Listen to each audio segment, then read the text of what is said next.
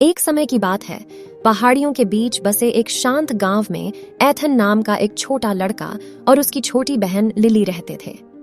Ethan एक जिम्मेदार और देखभाल करने वाला भाई था जो अपनी बहन से बहुत प्यार करता था। एक धूप भरी सुबह उनके माता पिता को कुछ जरूरी मामलों में भाग लेने के लिए पास के शहर में जाना पड़ा। उन्होंने एथन को निर्देश दिया कि वह लिली की देखभाल करे और उसे घर से बहुत दूर न जाने दे। एथन ने अपनी बहन पर कड़ी नजर रखने का वादा करते हुए सिर हिलाया। जैसे ही दिन खुला, एथन और लिली अपने पिछवाड़े में खेलने लगे। उन्होंने तितलियों का पीछा किया, डेजी श्रृंखलाएं बनाई और एक दूसरे के मूर्खतापूर्ण चुटकुलों पर हंसे। लेकिन जैसे जैसे समय बीतता गया, एथन बगीचे में मिली एक किताब में तल्लीन हो गया। जिज्ञासा से भरी लिली ने थोड़ा और अन्वेषण करने का निर्णय लिया। वह उनके घर से सटे जंगल में घूमती रही। ऊंचे पेड़ और सरसराते पत्ते उसकी कल्पना को मोहित कर रहे थे। वह बीतते समय से अनजान जंगल में और भी गहराई तक चली गई। घंटों बीत गए और जब एथन ने आखिरकार अपनी किताब देखी तो उसे एहसास हुआ कि लिली कहीं नहीं थी। वह घबरा गया क्योंकि वह पिछवाड़े की ओर भागा और उसे बुलाया, लेकिन कोई प्रतिक्रिया नहीं हुई। एथन के दिल में डर बैठ गया, लेकिन वह जानता था कि उसे अपनी बहन को ढूंढना होगा।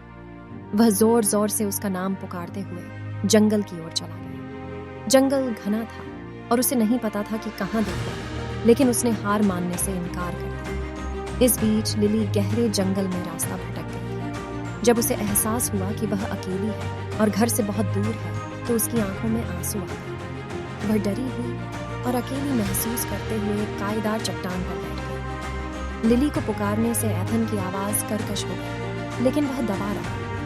आखिरकार उसने दूर से एक हल्की सी सिसकने की आवाज सुनी। आवाज का पीछा करते हुए उसने अपनी बहन को गंदी और डरी हुई काई वाली चट्टान पर बैठा पाया। एथन ने लिली को कसकर गले लगाया। उसके ऊपर राहत की बाढ़ आ गई। उसने उसे भटकने और उसकी बात न सुनने के लिए धीरे से डांटा, लेकिन उसने उसे आश्वस्त भी किया कि सब कुछ ठीक हो जाएगा। वे हाथ में हाथ डालकर घर वापस जाने लगे। रास्ते में एथन ने लिली को पास रहने और निर्देशों को सुनने का महत्व समझाया। उसने उससे कहा कि वह उससे बहुत प्यार करता है और उसे सुरक्षित रखना चाहता है। उस दिन से लिली को अपने भाई के करीब रहने और उसके मार्गदर्शन का पालन करने का महत्व समझ में आया। और एथन ने सीखा कि एक जिम्मेदार बड़े भाई बहन होने का मतलब सतर्क रहना और हमेशा उन लोगों का ध्यान रखना है जिनसे वह प्यार करता है। कहानी का सार यह है कि जिम्मेदारी और प्यार साथ साथ चलते हैं। जिन लोगों को हमें सौंपा गया है उनकी देखभाल करना और अपने प्रियजनों के लिए हमेशा मौजूद रहना आवश्यक है, खासकर जरूरत के समय में।